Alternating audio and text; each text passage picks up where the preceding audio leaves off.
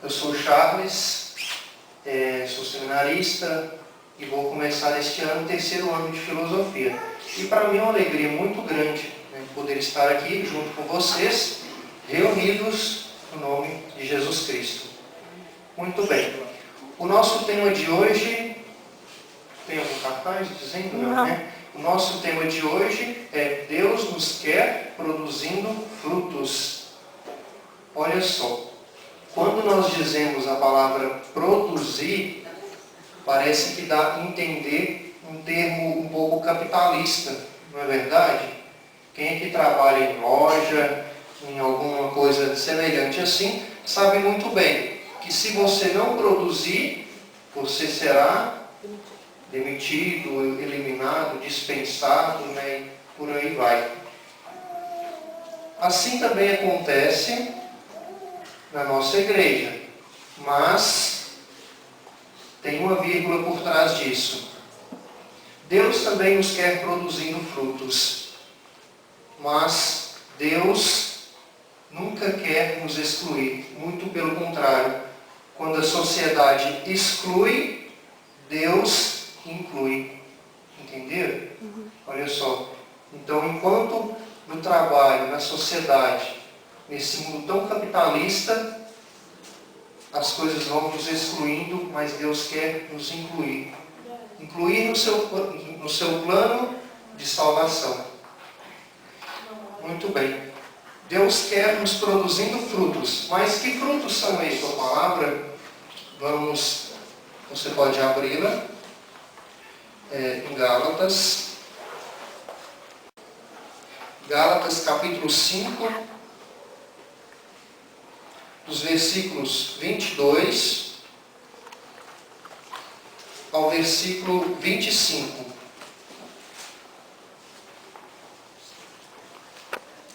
Todo mundo encontrou? Amém? Socorro. Agora é socorro, não é misericórdia, não? Gálatas capítulo 5,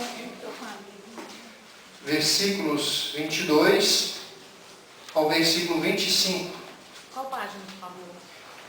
Ave Maria, página 1497. Está bem no final da Bíblia, as cartas de São Paulo. Capítulo 5. Está entre o Gênesis e o Apocalipse. Isso, está entre o Gênesis e o Apocalipse. Prontinho? Amém?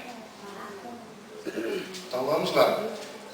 O fruto do Espírito Santo é caridade, alegria, paz, paciência, afabilidade, bondade, fidelidade, brandura, temperança. Contra estas coisas não há lei, pois os que são de Jesus Cristo crucificaram a carne com as paixões e concupiscências. Se vivemos pelo Espírito, andemos também de acordo com o Espírito. Muito bem. Vocês viram então, os frutos do Espírito Santo, a igreja coloca como 12. Mas se você contar aí, o apóstolo Paulo colocou apenas 9. Por que aconteceu isso então? Olha só, o santo lá da Idade Média, chamado Santo Agostinho, ele disse que não há necessidade de colocar esses 12. Por quê? Esses 9 que o apóstolo coloca é como se fosse uma síntese, um resumo dos 12. Seria um gênero dos 12. Ou seja, um gênero é aquilo que contém uma outra ideia por trás de si. Muito bem. Então, esses são os frutos do Espírito Santo. Nós podemos viver na igreja sem os frutos do Espírito Santo? Não. É impossível, não é verdade? Como que eu participo de um grupo de oração ou como eu participo da missa sem fé? Não tem nenhuma possibilidade. Muito bem. Vocês sabem que a igreja ela possui vários mártires. Ou seja, o mártir é aquele que defende a fé. Ele é capaz de doar a sua vida para se doar pela fé, pela igreja. E temos tantos mártires aí. Né? Por exemplo, um conhecido São Sebastião, que é um mártir. Mas e hoje? E os mártires de hoje? Quer dizer que hoje não se tem mais mártir? A igreja parece que não se fala de mártir. A gente sempre que vê são os santos lá da Idade Média, dos tempos antigos. Olha só. Hoje, assim, os mártires. Você é um mártir. Aquele que procura viver através dos frutos do Espírito Santo pode se considerar como um mártir. Aquele que proclama a fé no mundo, com certeza será um mártir. Talvez o mundo não vai te apedrejar, talvez o mundo não vai te matar, pegar a sua vida, mas com certeza você irá falar mal de você, irá dizer que você é um atrasado. E nós percebemos isso principalmente com os jovens. Jovem que vive namoro santo, o mundo diz que é aquele jovem que está atrasado, que não curte bem a vida, que não tem felicidade. Mas quem diz que felicidade é viver a sua liberdade através dos prazeres e de tantas coisas? O Catecismo da Igreja Católica vem nos dizer que a nossa felicidade consiste em Jesus Cristo. Olha só. Então, os frutos do Espírito Santo estão por trás de tudo isso. Muito bem. Agora vamos lá para o Evangelho de João, capítulo 15. João 15, dos versículos 1 até 7.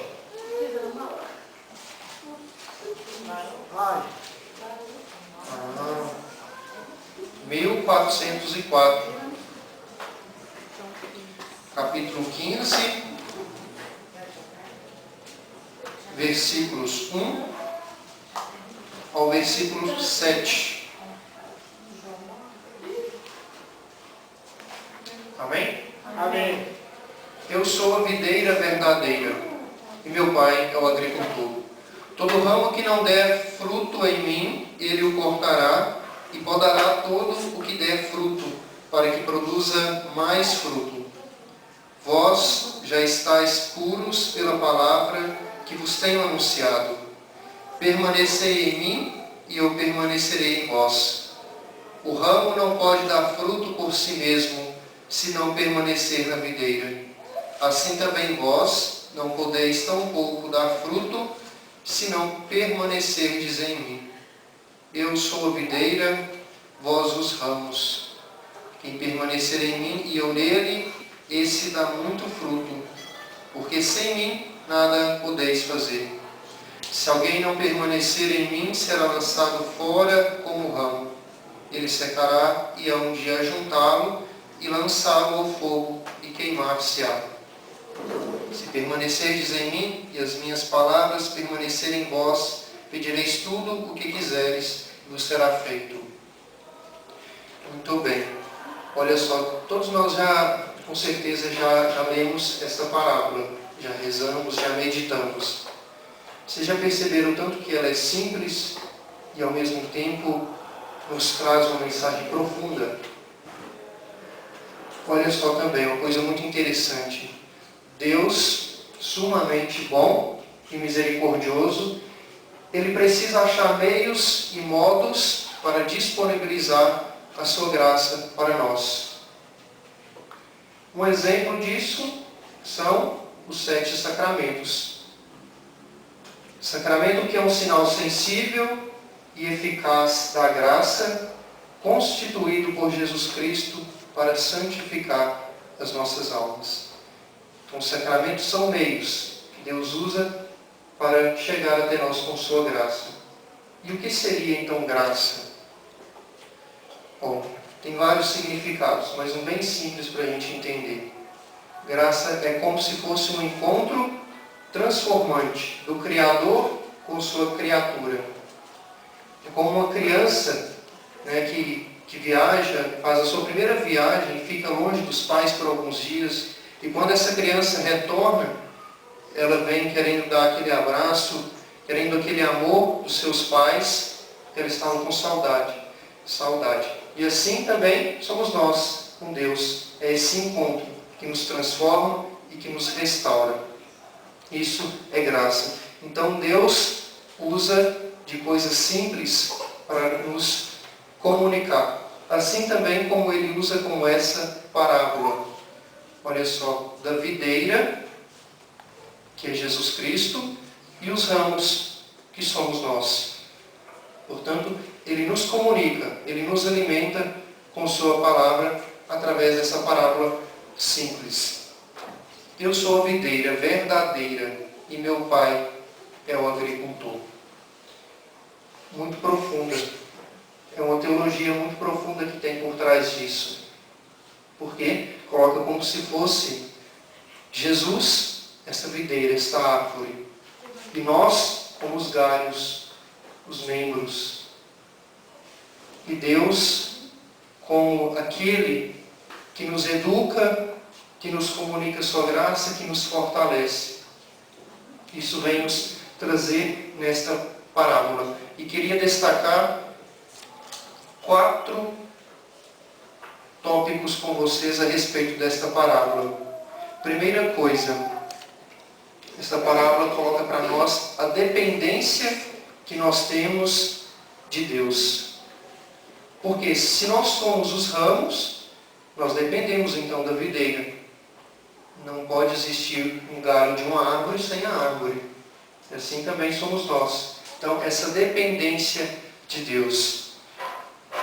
Depois, o nosso reconhecimento de nossas misérias para aceitar as podas de Deus. Portanto, Deus vai podando os galhos que já estão secos. Mas e essa poda? É porque Deus quer nos fazer algo mal, será? Quer nos castigar? De forma alguma. Assim como quem trabalha com jardim sabe que, né, quando a rosa lá está com os galhos secos, tem que podar para crescer um verdinho. Não é assim? Assim também é Deus. Ele precisa nos podar. E qual seria a sua poda que você precisa? Ou melhor, quais são as podas que nós precisamos?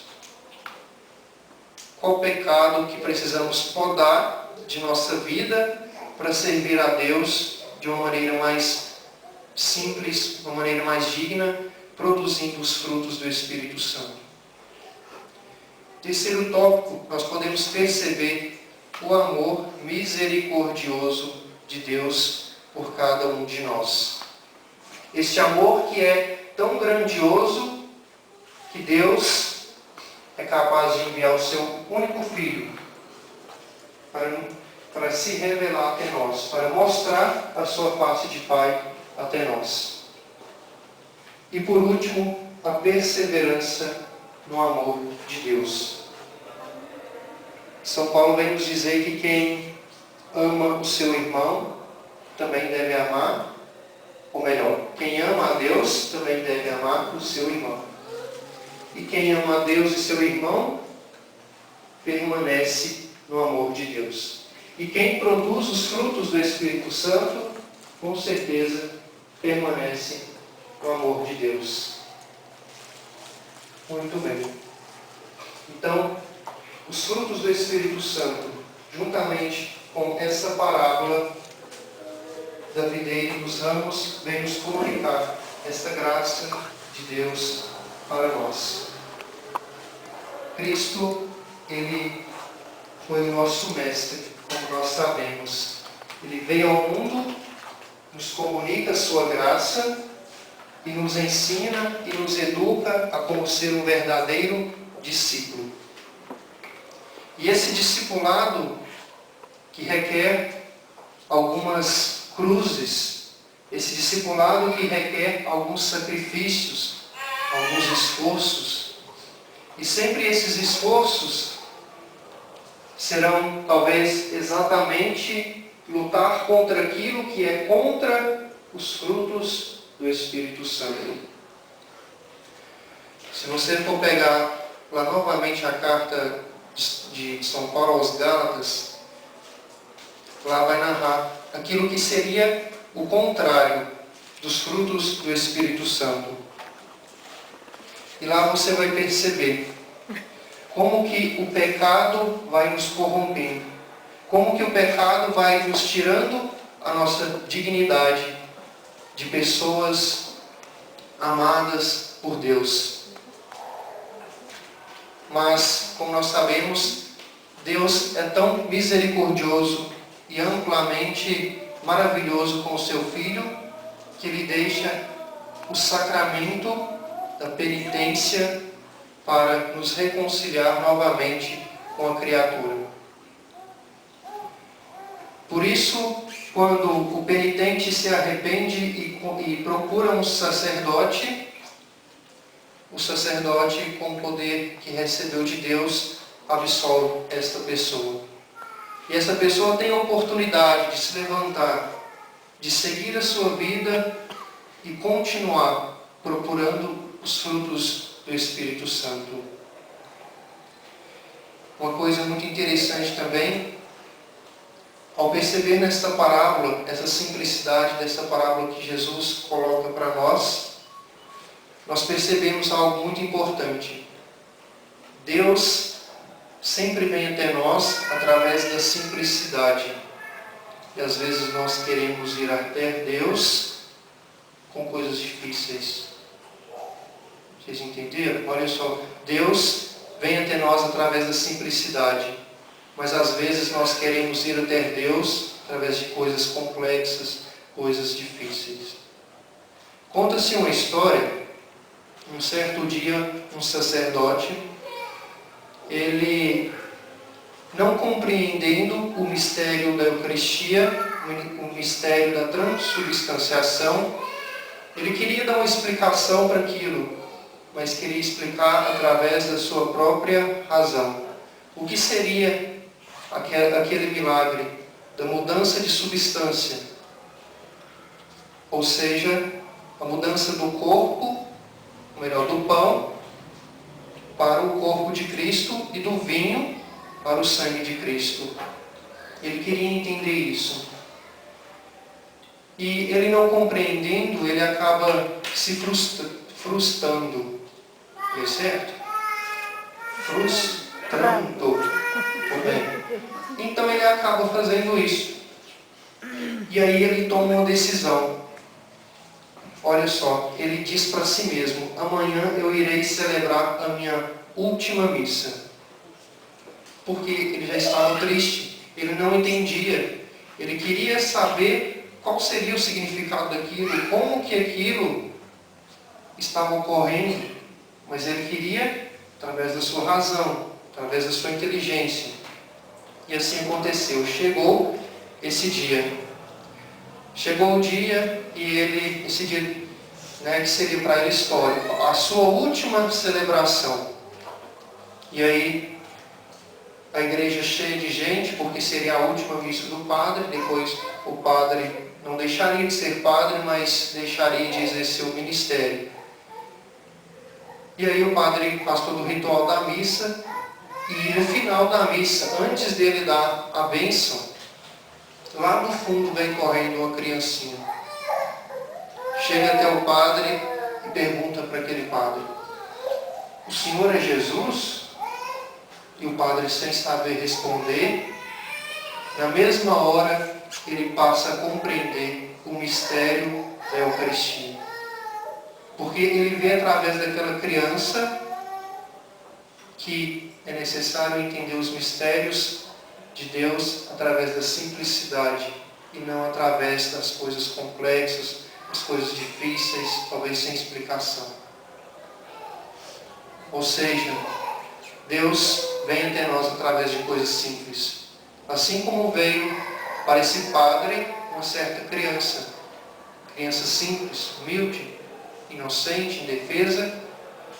E este padre queria ir até Deus através das coisas difíceis, complicadas. E às vezes nós queremos também interpretar a Sagrada Escritura a partir de nossa razão, a partir de nossa própria cabeça.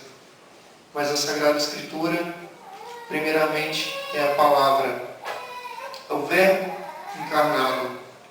E esta palavra que é fonte de vida, esta palavra que nos alimenta.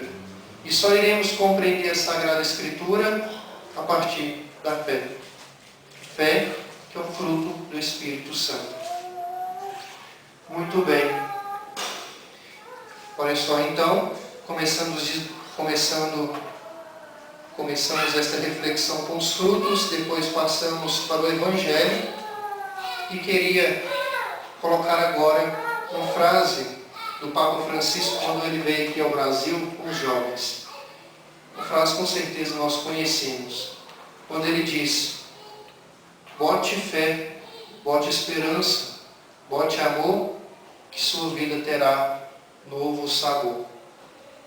Ou seja, coloque fé, coloque esperança, coloque amor, coloque os frutos do Espírito Santo que está faltando em sua vida, e sua vida terá uma nova direção, um novo sabor. O Papa Francisco é muito sábio, como nós sabemos, e muito simples. E a simplicidade dele às vezes nos faz,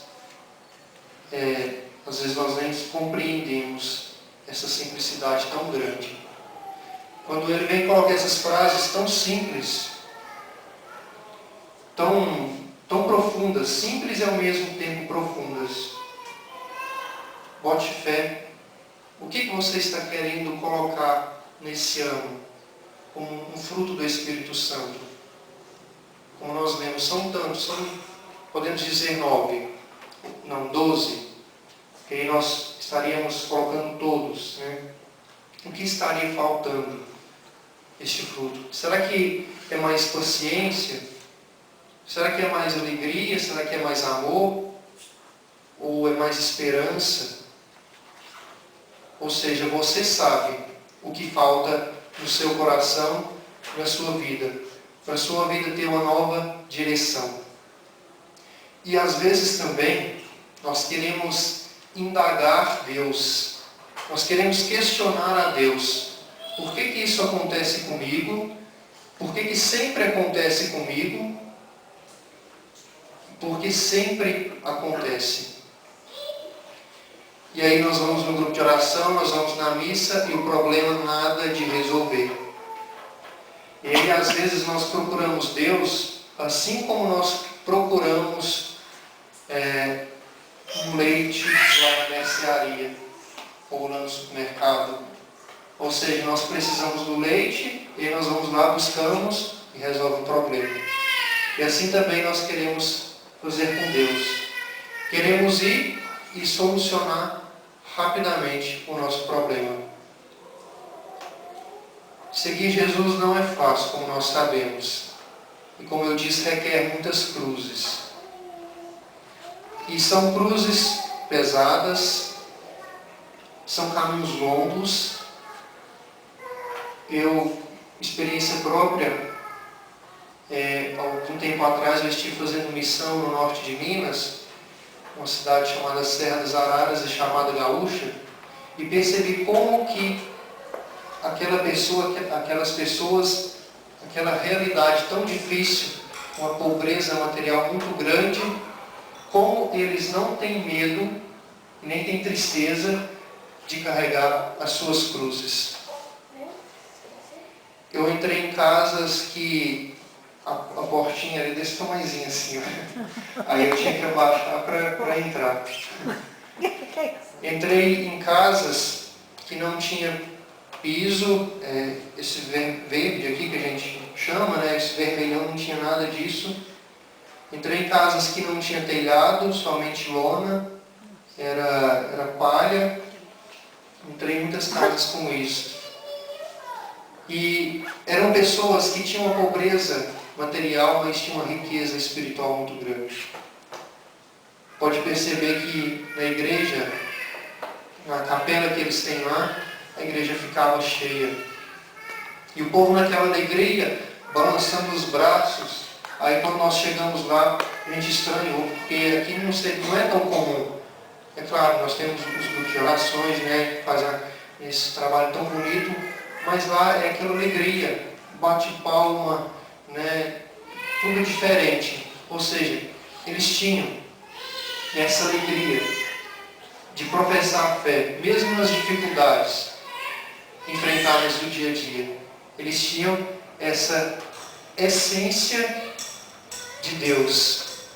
Ou melhor, eles tinham essa essência de ser batizados e de professar essa fé. Ou se você preferir, eles tinham também um termo que nós chamamos na filosofia de substância, que vem do latim sub stare, aquilo que está por baixo, aquilo que era a fortaleza deles. Eles tinham tudo isso. A esperança em nosso Senhor Jesus Cristo. Muito bem. Para finalizar, queria dizer a você, eu não sei qual é a intenção que você veio para esse grupo de oração. Cada um de nós temos as nossas intenções. A intenção de talvez melhorar a saúde, né, de um familiar, de um ente querido. A intenção talvez de receber uma grande graça.